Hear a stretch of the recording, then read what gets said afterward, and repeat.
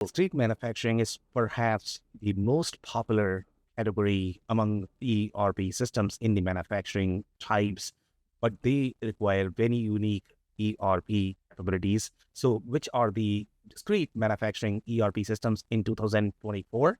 That's what we are going to discuss in this video. So, let's dive in.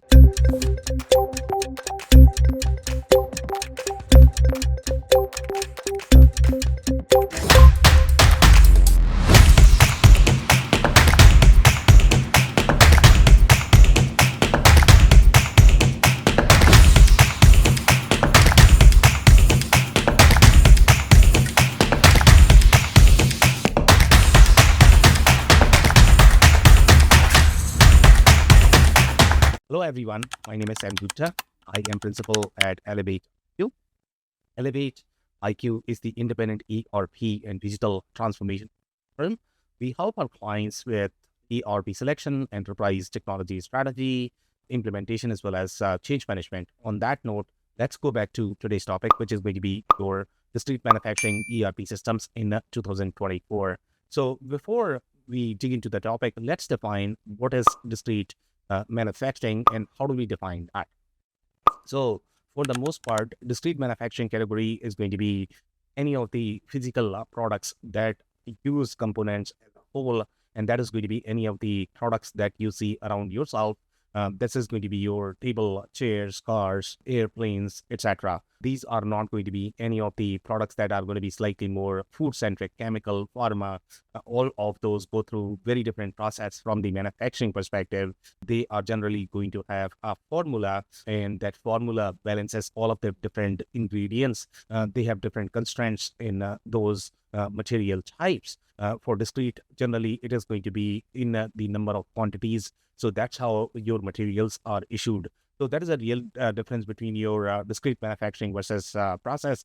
For discrete manufacturing, it's going to require very unique capabilities. Generally, when you mix these things, you are probably going to have challenges. So to compile this list, we consider different variables, and that is going to be your product share, acquisition strategy, focused on discrete manufacturing. If the company is acquiring a lot of different capabilities related to discrete, then they generally rank higher on this list. Product roadmap, community, ecosystem, win rate, technology strategy, as well as the investors. So these are some of the variables that we look at when we compile to compile this list. So now let's look at the list.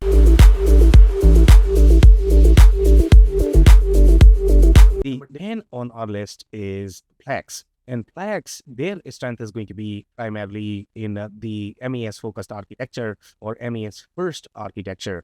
They have ERP capabilities as well, but the industries that are going to be really strong on the MES capabilities that are going to be slightly more shop floor heavy, that's where Plex is really strong. So among your discrete manufacturing companies, these are going to be your automotive companies. And in those automotive companies, they have far deeper last mile capabilities, compliance capabilities, etc. for your Ford as well as Toyota ecosystems. The other strengths that we are looking at for Plex is their technology is superior because they started as cloud native compared to some of the other systems that we have on the limitations that you are going to run into with Plex is their ERP layers are not as strong. They are going to be slightly weaker. So the moldability of the ERP to accommodate different business transactions, different business model, that's where you might run into some of the challenges. So that's where you are going to have the scalability challenges as well from the business model perspective.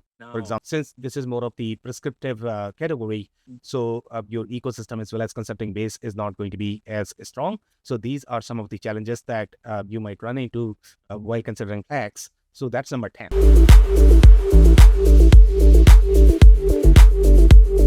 For example, 9 on our list is Dalmia Works. And this is the old IKMS product. Generally, Dalmia Works did really well from the industry perspective and slightly more process-centric, for example, plastic.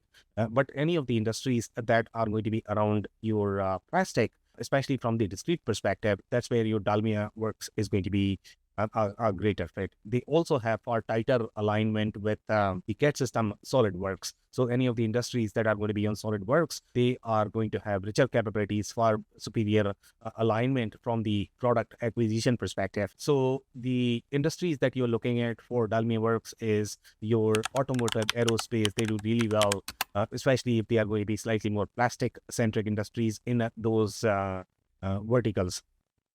Now, some of the other strengths that we have from the Dalmia Works perspective is that discrete plus process manufacturing capabilities. So any of the industries, if they are primarily discrete, but they might also have process manufacturing line, for example, that is very common in your packaging-centric industries or medical device-centric industries. For those industries, Dalmia Works could be a great fit. Then the supply chain capabilities.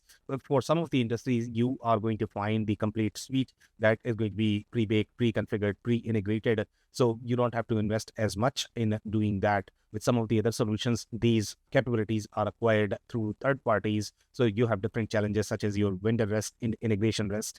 The implementation is going to be slightly more expensive, but with Dalmia Works, you have that included as part of your suite. The limitations that you are going to run into with Dalmia Works is the technology is not as modern. They have not done as much investment compared to some of the other vendors. Even the other vendors that were late in the game, they have announced that they are upgrading it to the cloud native tech stack. So Dalmia Works has not done that, so it's still very legacy. Like it is not going to be scalable for all discrete industries, especially if your business model is going to be complex.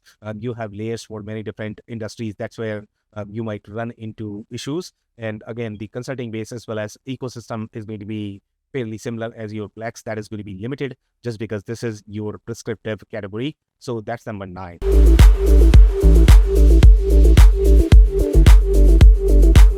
Number 8 on our list is QAD. And QAD is very strong in automotive supply chain heavy companies. And these are going to be some of the commoditized products, consumer-centric products. That's where QAD does really well. And those industries are really strong from the supply chain planning perspective as well. They are going to have far superior capabilities as part of the suite from the supply chain perspective, just because for these industries, these capabilities are far more intertwined, embedded. They need to be part of the suite. So that's where QAD really shines. The other strengths that you are looking for QAD is very similar to your Dalmia Works. Here also you are going to find discrete plus process manufacturing capabilities that are going to be included as part of the suite. But the lenses that you have for Dalmia Works as well as QAD are slightly different. The industries that they target is different. The manufacturing processes that they are targeting is slightly different as well. The integration as well as suite capabilities that you are going to get are going to be slightly different. QAD also has very global capabilities. So if you require processes such as your number of vendor collaboration, and that is very common in supply chain heavy industries. So that's where QAD is a great fit. The limitations that you're going to run into with your QAD is that even though they have announced that they are upgrading their technology, but it might take few years before this version is going to be stable. Initially, there are going to be some modules that they might upgrade. So some modules might in between, and those are the ones that might cause challenges with your implementation. So you might want to now numbers lead into that, how stable the version is and which modules have been updated, which modules have not been updated. And then the other limitations are going to be very similar to your X or Dalmia Works, which is going to be your ecosystem or the consulting base is not going to be as strong just because this is slightly more prescriptive category. Number 8.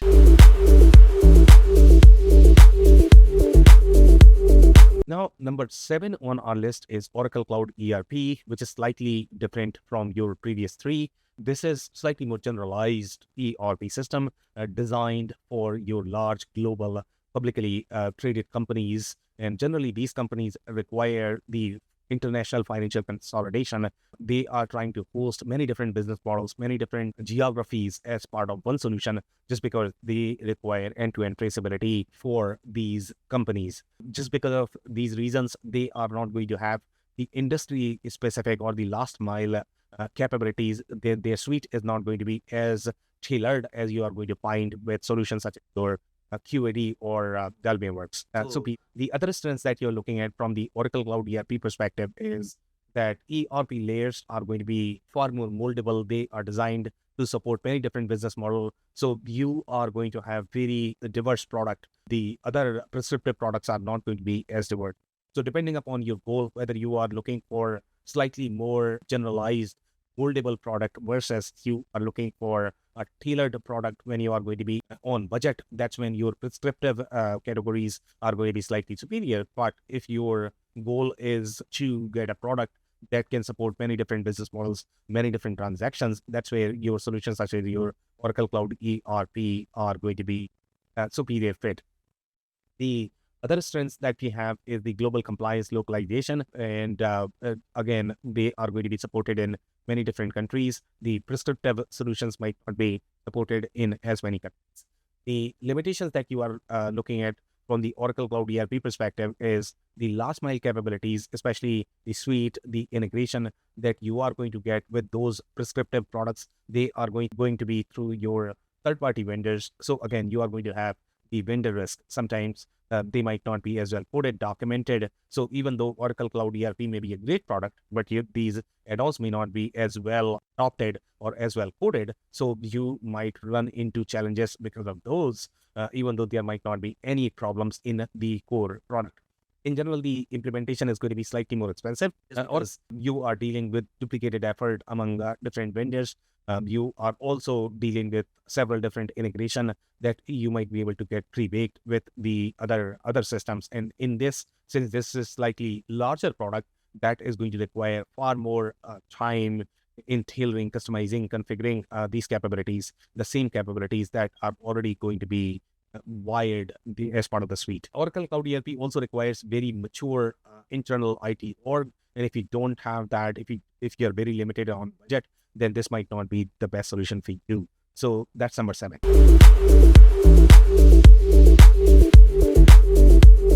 Now, number 6 on our list is Acumatica. And Acumatica is a better fit for smaller discrete manufacturing companies. They are going to be predominantly present in fewer countries, US, Canada, maybe UK, Australia. They might require far deeper operational capabilities. They might not care as much for the financial consolidation. They might be okay in keeping these different countries in different instances just because there might not be as much operational or financial synergies between those companies. So if you are going to be in a couple of countries or primarily a US-based company, then Acumatica would be a great fit. The strengths from the Acumatica perspective is discrete companies when, let's say, if they require CPU-centric processes, or they might be present in field service, or for example, let's say if you are building very large appliances where you also require the service-centric capabilities, just because you might have service-centric business model as part of your business model, then you would need that. So for those cases, Acumatica could be a great fit because it can accommodate several different business model, your field service, distribution, manufacturing, construction, all of that as part of the same product, same database. So you are going to have far more traceability among these business processes. They don't need to be as siloed overall from the capabilities perspective. So that's where Acumatica's real strength is. And then you have the technology, which is superior than some of the legacy products. And Acumatica's pricing model could also be a great fit for seasonal companies. So if you are going to be, for example, let's say in the school supply manufacturing business, those are generally very seasonal business, or you are going to be in construction manufacturing businesses, those could be seasonal as well. So for those businesses, Acumatica is going to be a great fit just because sometimes from the pricing perspective, you might get cheaper licensing. The limitations that you are looking at from the Acumatica's perspective is that the process manufacturing capabilities are not natively supported as part of the solution. You have third-party add-ons available, but again, you are dealing with different vendors, different SOWs, different legal risks. So that is going to be a challenge with them, especially in business models where you require process manufacturing as part of your discrete manufacturing. And again, the examples are going to be your medical device, packaging line. That's where you require all of those capabilities. And then they also don't have the quality module that is owned by Acumatica. So again, you in with other add-on vendor. So that's going to be a risk. And then their global consolidation capabilities are going to be as prominent as I mentioned. So that's number 6.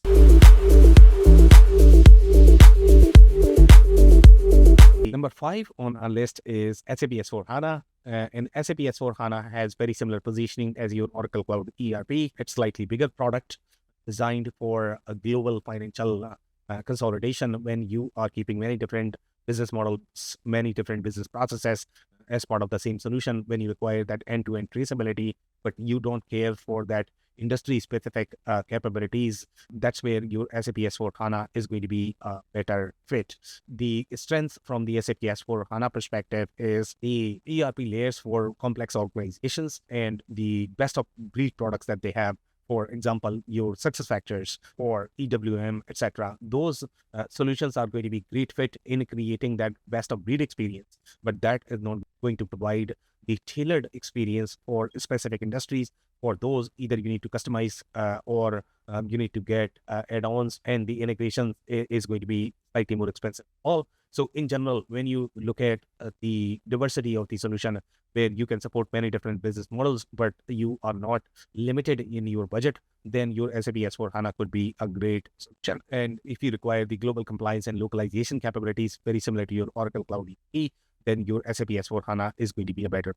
All the limitations that we are looking at from the SAP S/4HANA perspective is the last mile capabilities or the industry specific capabilities that you are acquiring. They are going to be through your third-party vendors. So again, you increase that vendor risk when you are going to have these capabilities. If you require some of these capabilities that are not going to have as much impact on your core ERP data, core ERP processes, any of the solutions that touch the inventory or the core transactions, then generally those are going to be okay in acquiring through third party because they are not going to have as much integration implications. But let's say if your core capabilities, for example, let's say if you don't have the process manufacturing capability, and you are utilizing a component that is very thick from the add-on perspective, that's where you might run into issues, because from the ERP perspective, even though the product is great, SAP S/4HANA, but the majority of the transactions are sitting in that add-on.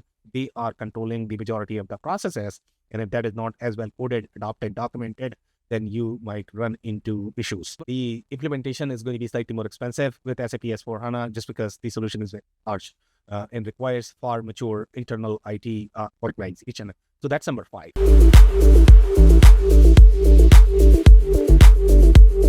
Number 4 on our list is Microsoft Dynamics 365 FNO. And FNO has very similar positioning as your Oracle Cloud ERP or SAP S/4HANA. It is slightly more generalized product, but it is comparatively smaller in size compared to your SAP S/4HANA or Oracle Cloud ERP. Those products do really well in that Fortune 500,000 centric organizations. There, the kind of approval layers that you are going to have, or the organizational layers you are going to have, are going to be slightly different. They might not be as meaningful for your mid-market, upper mid-market companies, and that's where your Microsoft Dynamics 365 FNO is slightly superior. They are also ahead in their cloud capabilities in general. They are going to have far more operational capabilities supported as part of their cloud version. The other products are not going to be as ahead. For example, SAP's cloud version still is slightly on a leaner side. They don't have the same operational capabilities that you are going to find with your Microsoft Dynamics 365. Well, the other strength that we have with Microsoft Dynamics 365 FNO is their ecosystem, which is one of the busiest. So you are going to find many different solutions that you can use to support many different industries, even if those capabilities are not going to be part of the core ERP layers or core product. So again, this is going to be a product when you're looking for slightly more generalized capabilities in many different localizations and countries. When you support that's when your Microsoft Dynamics 365 is going to be a better fit. It is also slightly more customizable just because the development platform and the layers that you have overall from the development perspective are exposed for the customization. In general, even you are going to find this with some of the other ERP products. They are fairly customizable. But with Microsoft Dynamics, and this particular aspect is going to have pros and cons both. A higher flexibility helps so that you are not going to have constraints in the but at the same time, this higher flexibility means that you are bypassing some of the ERP business rules. So we see scenarios where companies over customize, and sometimes they are creating processes that might not be natural from the ERP perspective, or you are trying to automate processes that might be broken to begin with. So in those scenarios, Microsoft Dynamics 365 FNO, you might see challenges with this particular. The limitations that you're looking at from the FNO perspective is the last mile capabilities are going to be through your third-party vendors. The implementation may end up being slightly more expensive just because you are dealing with many different vendors, many different add-ons, etc. So that's where you're going to have challenges. And then it also requires mature internal IT organization. So that's number 4.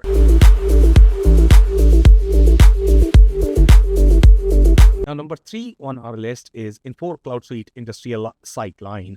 And Infor Cloud Suite Industrial Sightline is the SMB product from Infor.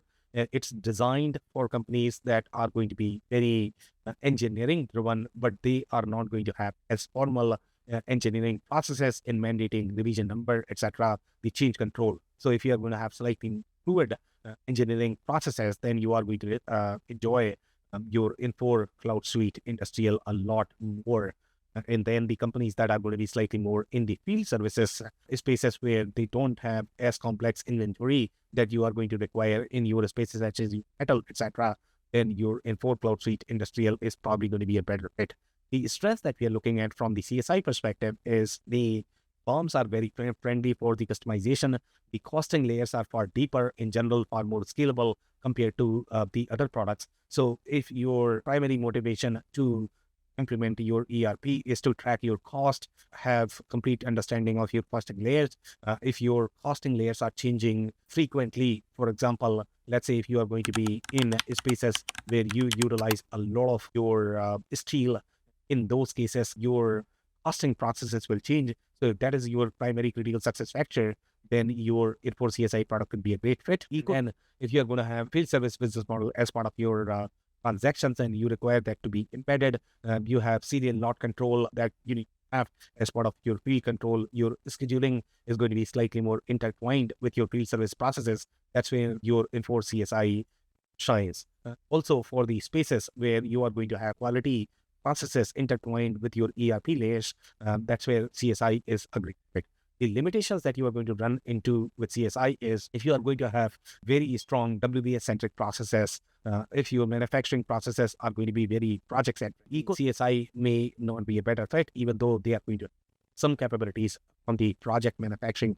So even though it could be a great product for your discrete verticals where you require other make-to-order, make-to-stock, etc., engineer-to-order could be a great fit, but not for WBS centric processes. Also, if you are going to be in complex spaces where your inventory needs to be attributed, for example, your metal, medical device, etc., it might run into challenges just because the core model does not include the attributes as part of your scheduling, etc. And the technology is a legacy, even though it's cloud suite. The interface is still very legacy. Generally, users report steep learning curve with the CSI. So that's number 3.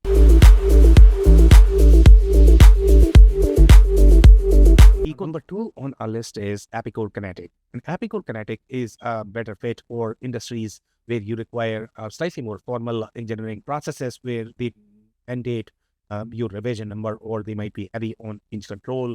Also in the complex inventory spaces, for example, metal, medical device, automotive, all of these industries are going to have a lot of attributes that are going to be part of the product.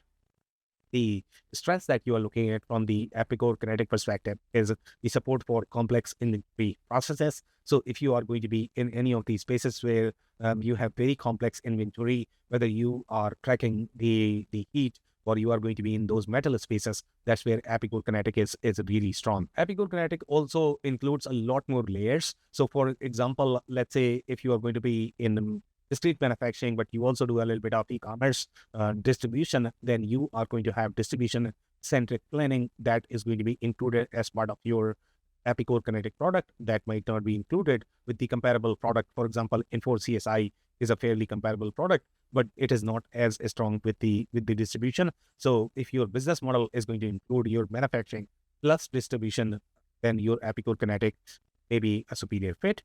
And then the formal engineering governance, especially if you're going to be in a space such as your aerospace, where they are very rigid about change control, revision number. The limitations that you are going to run into with Epicure Kinetic is not friendly for companies that might not have revision number. So some companies just don't like to use that. They don't want to have those formal processes. Their bombs may not be as structured. If that is the case, then Epicure Kinetic may be the best fit. Then you have some of the field service processes as well as quality processes. They are not embedded as part of your ERP layers.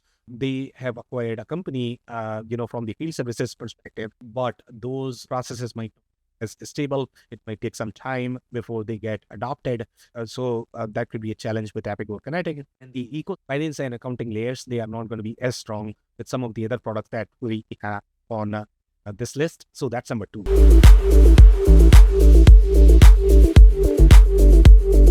Now, number 1 on our list is Infor Cloud Suite LN. And Infor Cloud Suite LN is designed for discrete manufacturing companies that has the most diversified support for different discrete business models globally. And this is going to be one of the most complete suite that the other solutions that we have on this list, even though they are going to claim that they have mixed mode manufacturing capabilities or they have a lot of components in the suite, but generally they are going to be limited in one of those either manufacturing types or the product types. Or Cloud Suite LN can cover a lot of different grounds, including your discrete manufacturing. Plus, if you are going to be in distribution, etc., then Infor Cloud Suite LN is going to be a great fit. Comparing this with your Infor CSI product, as well as your Cloud Suite LN product, CSI is not going to be as strong from the WBS perspective. The Infor Cloud Suite LN is going to be able to support all of those processes, plus your distribution planning, plus you have capabilities such as your handling units, etc. Those are going to be included as part of this product, just because this is a slightly bigger product. The other strengths are going to be your pre-integrated suite, just similar to your any other prescriptive products, and then global capabilities. The limitations that you're looking at from the Infor Cloud Suite LN perspective is this is going to be slightly more expensive. So if you're in the SMB below your $250 million in revenue, this might not be the best fit. You need to go for slightly smaller. The ecosystem and the consulting base, you are going to run into very similar challenges as with any other prescriptive products. So that's going to be a challenge with Infor Cloud Suite LN as well. So that's number 1. If you enjoyed this video, we are also going to include a detailed article that is going to have much deeper analysis. So check that out. Also, we publish these videos on a weekly basis. So like and subscribe on YouTube. Also, this podcast is available on YouTube, Spotify, as well as Google. So you might want to check there and subscribe.